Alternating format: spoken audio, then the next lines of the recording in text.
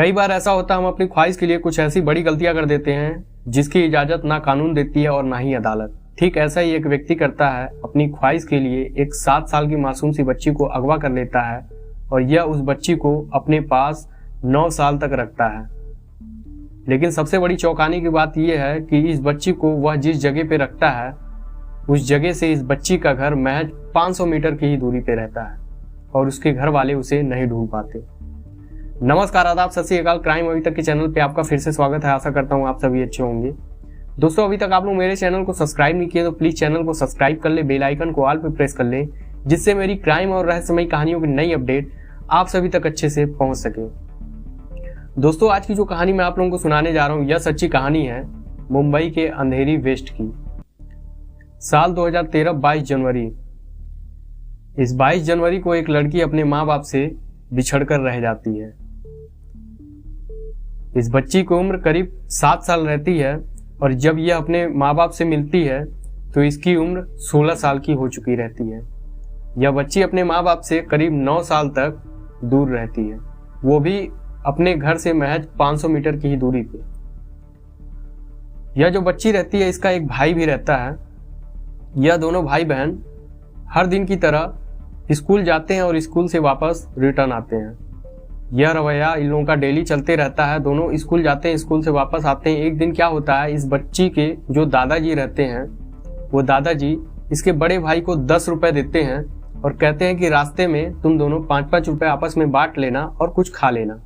यह दोनों बच्चे निकल जाते हैं स्कूल के लिए और जब स्कूल पहुंचने वाले रहते हैं तभी जो 7 साल की बच्ची रहती है वो अपने भाई से जिद करने लगती है आइसक्रीम खाने के लिए।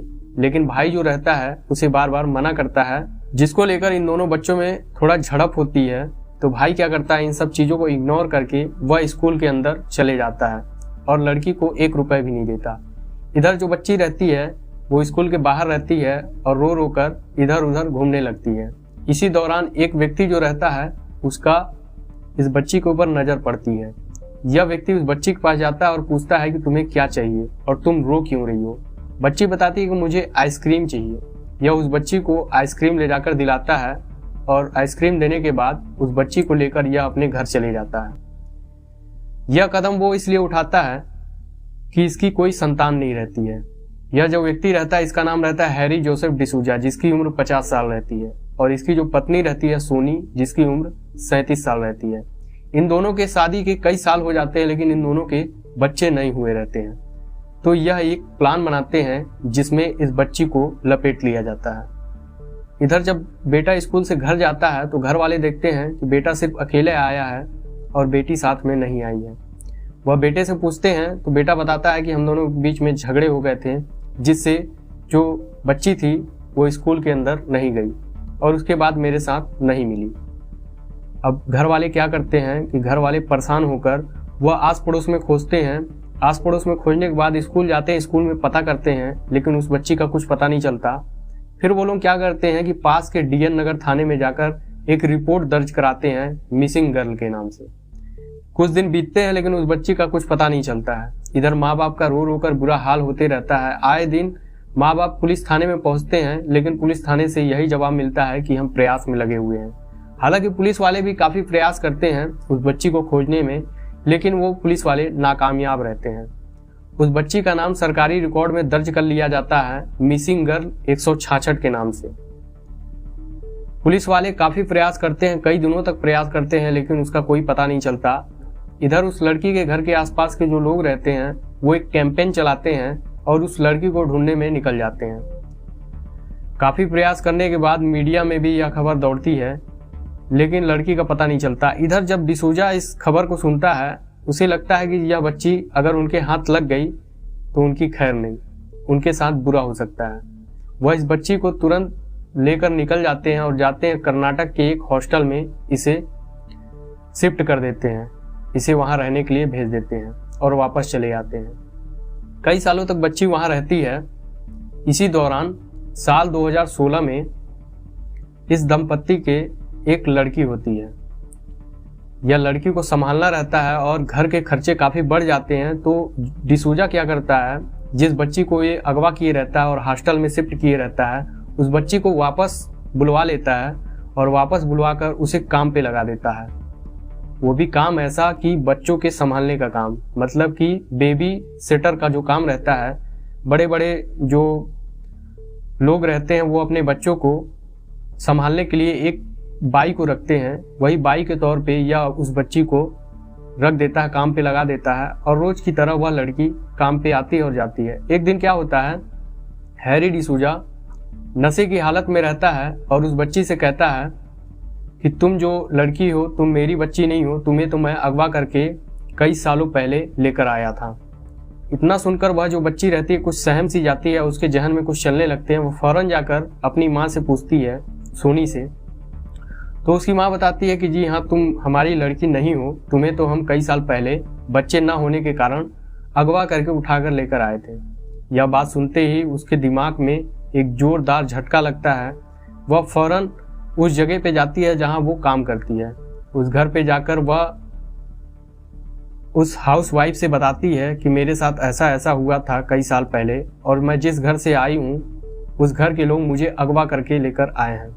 अब वह हाउसवाइफ क्या करती है कि 2013 के नाम से सर्च करती है, मिसिंग डिसूजा के नाम से। काफी प्रयास करने के बाद एक पोस्टर मिल जाता है जिसे देखकर यह लड़की पहचान जाती है कि यह मैं ही हूँ। उसमें लिखा रहता है पूजा गौड़। इस लड़की का जो असली नाम रहता है वह पूजा गौड़ के नाम से रहता है। उस पोस्टर में 5 नंबर रहते हैं। उस नंबर पे यह लड़की जब ट्राई करती है तो 4 ऐसे नंबर रहते हैं जिन पे कॉल नहीं लगता, वो नंबर बंद बताते हैं, लेकिन एक नंबर जो रहता है वो भगवान की दया से लग जाता है।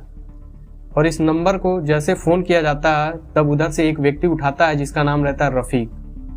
रफीक जैसे फोन उठाता है तो यहाँ से जो बात करते रहती है हाउसवाइफ, वह बताती है कि एक पूजा गौड़ नाम की लड़की है जिसकी तलाश आप लोग कर रहे हैं। तो रफीक बोलता है कि हाँ, बहुत पहले हम लोग इसकी तलाश करते थे, जो एक मिसिंग गर्ल के नाम से जानी गई। फिर वीडियो कॉलिंग किया जाता है तो रफीक उस लड़की को देखकर पहचान जाता है और स्क्रीनशॉट ले लेता है और भागते हुए उस लड़की की माँ के पास जाता है। माँ को जब उस फोटो को दिखाता है तो माँ बदहवास होकर फूट कर रोने लगती है और बच्ची की मांग करने लगती है। फिर इधर लोग डीएन नगर थाने में जाते हैं, रिपोर्ट फिर से दर्ज कराते हैं और बताते हैं कि यह बच्ची मिल चुकी है, आप लोग जल्द से जल्द पता लगाइए। पुलिस वाले क्या करते हैं, उस बच्ची की खोज के लिए निकल जाते हैं और आज से कुछ दिन पहले 4 अगस्त 2022 को उस बच्ची को उसकी माँ से मिला दिया जाता है। दोनों माँ बेटी एक दूसरे से जब मिलते हैं तो फूट कर खूब रोते हैं और एक दूसरे से अपना दुख बांटते हैं। इधर पुलिस वाले क्या करते हैं कि जो अगवा करने वाले जो अपराधी रहते हैं, हैरी डिसूजा और उसकी जो पत्नी रहती है सोनी, इन दोनों को अपनी कस्टडी में लेते हैं और पूछताछ जारी करते हैं। पूछताछ के दौरान वही सब होता है, इनके बच्चे नहीं रहते हैं तो ये अगवा करके उसे ले आते हैं और जब इनके बच्ची हो जाती है तो वह उसी लड़की से जिनको यह अगवा करके ले आते हैं उसी से मार पीट करके उससे काम करवाते हैं और काम करवा के उसके द्वारा जो पैसे रहता है उसे वो अपने यूज में लेते हैं।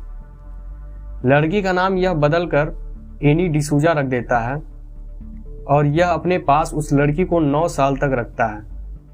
आखिरकार जब यह लड़की 16 साल की हो जाती है तब अपनी माँ से जाकर मिलती है। हैरी डिसूजा और सोनी यह दोनों दंपत्ति के ऊपर कई धाराएं लगाकर इन्हें सलाखों के पीछे डाल दिया गया है। दोस्तों, इस सच्ची कहानी को सुनाने का उद्देश्य किसी को परेशान करने का नहीं है। आप जहां रहें सतर्क रहें, सुरक्षित रहें। अब आपसे मैं विदा लेता हूं। मिलते हैं क्राइम अभी तक के अगले नए एपिसोड में। तब तक के लिए जय हिंद।